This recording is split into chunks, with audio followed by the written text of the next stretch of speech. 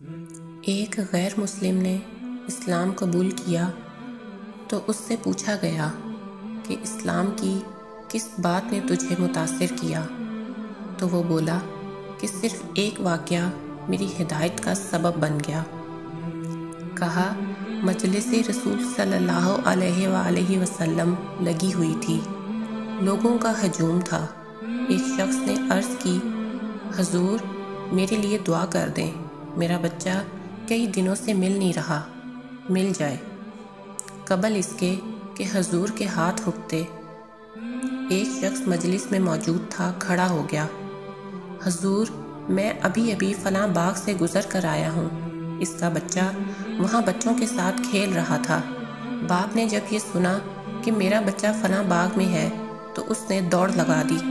آپ صلی اللہ علیہ وآلہ وسلم نے فرمایا، اس کو روکو، واپس بلاؤ۔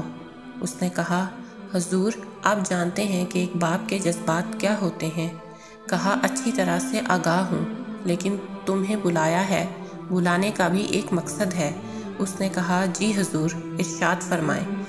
کہا جب باغ میں جاؤ، بچوں کے ساتھ اپنے بچے کو کھیلتا ہوا دیکھ لو تو بیٹا بیٹا کہہ کر آوازیں نہ دینے لگ جانا، جو نام رکھا ہے اس نام سے پکارنا۔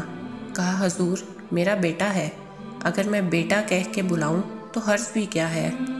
فرمایا، تم کئی دنوں کے بچھڑے ہو، تمہارے لہجے میں بلا کا رس ہوگا اور تم نہیں جانتے، کھیلنے والوں میں کوئی یتیم بھی ہوگا، اور جب تم اپنے بیٹے کو بیٹا کہہ کر پکارو گے، اتنا میٹھا لہجہ ہوگا تو اس کے دل پر چوٹ لگے گی اور کہے گا، کاش آج میرا بھی باپ ہوتا، مجھے بیٹا کہہ کے پکارتا۔ فرمایا، یہ شوق گھر جا کر پورا کرنا۔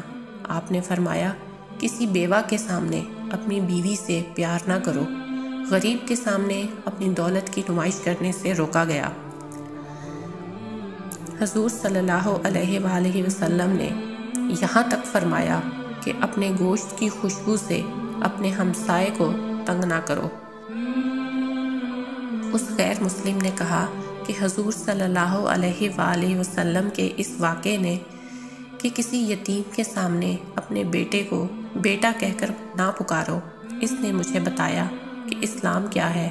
اللہ پاک ہمیں نبی کریم صلی اللہ علیہ وآلہ وسلم کے دین پر چلنے کی توفیق عطا فرمائے، آمین۔